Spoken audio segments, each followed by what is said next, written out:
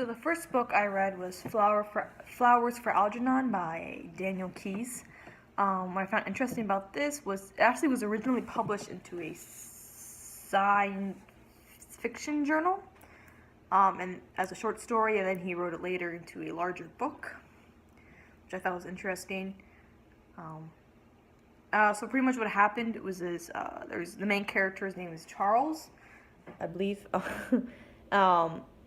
And so in the beginning, he's a man with a mental disability, he's like IQ of 68, and then so he's really trying to he really wants to be smart, and he's going to classes to learn how to read and write, and he ends up getting picked for this experiment because of his drive to learn, to make an IQ higher. They did it on a rat, and it had really successful results. And so after the surgery, he becomes extremely intelligent. But then you realize, that everybody in his life was really horrible to him, and so he quits his job. He doesn't really have any friends, and all he has is all he does is write reports about his rat in the experiment. His rat is named Algernon. And then he starts noticing the rat starts to lose his intelligence, and he realizes this major flaw in the doctor's theory, and Charles end up also deteriorating in his mental acuity, which he feared would happen, and it did. And then he ends up getting sent to a mental institution where he really was pretty much spending his whole life trying not to go back there. That's why he was working as a janitor in this bakery, because he didn't want to go to a mental institution and be housed. So it's a really, really sad ending, a really sad book. But also, I think you have to talk about the style when talking about this book. It was written all of Charles' journals and his sign. So it first started out with the writing was really poor before the operation, and then it ends kind of when he loses his intelligence. So I thought that was really interesting because in the beginning the words were spelled wrong, the grammatic structure was really horrible. It wasn't would you expect a book to be. But then later, as it goes on, as he gains more intelligence, it becomes a really, really well written book. And so you can so you're not only reading about his change, but you're also seeing it mentally, which is also what I like about Latin, is because in the structure, let's say it's talking about an army being surrounded by enemies, but to put the word army between the words surrounded and enemy, so it's you're reading about it being surrounded by enemies, but you're also seeing it visually. So this book is obviously commenting on the morality of science, and or really that science doesn't really have a lot of morals, and this is what happens when you push it to limits, but also when it goes unchecked. It has really horrible downsides to people. And what happens when you start to treat patients Charles as if they were just objects to be studied instead of real human beings and such.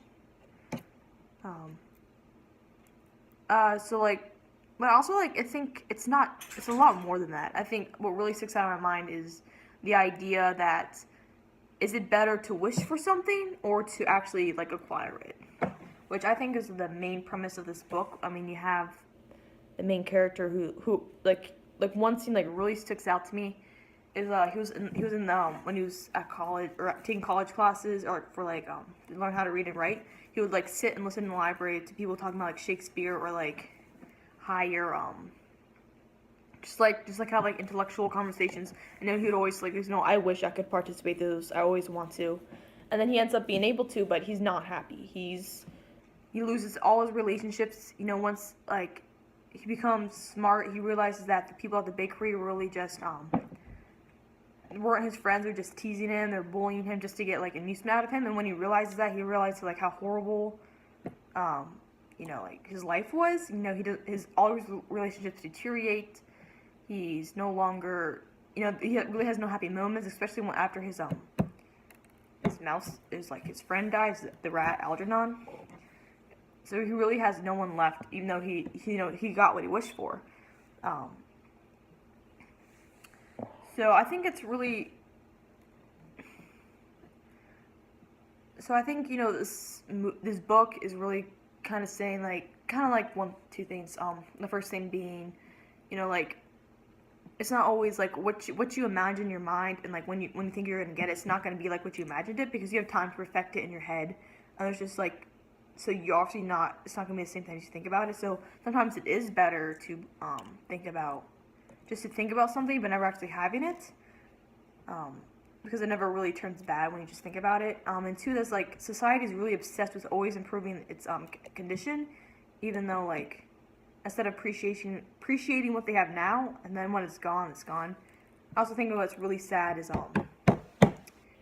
is that after Charles' intelligence deteriorates at the end of the book, like he knows he was a genius, but now he's like this, so like he has to go to the mental institution because he doesn't want people to feel pity for him.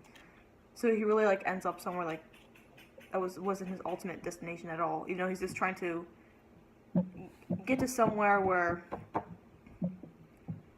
like he was just like a normal person.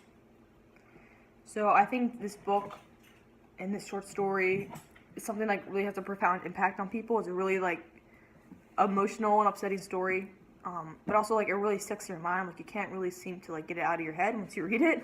So I think this story is really relatable to people in 2017 and people when it first came out, especially when you're questioning like the morality of science. Also, what I found interesting when looking at some just like background information is that this book was actually banned or was tried to be banned in like schools because he does like the main character exploits his like sexual desires, and people were like, oh, that's immoral, whatever. So like Pennsylvania and Texas in particular tried to ban this book. So, they ended up getting it. Some schools like banned it from its curriculum, but not really the library. So, but yeah, I think this book is not overrated. It's excellent, and I would recommend it to anybody who wants to read it.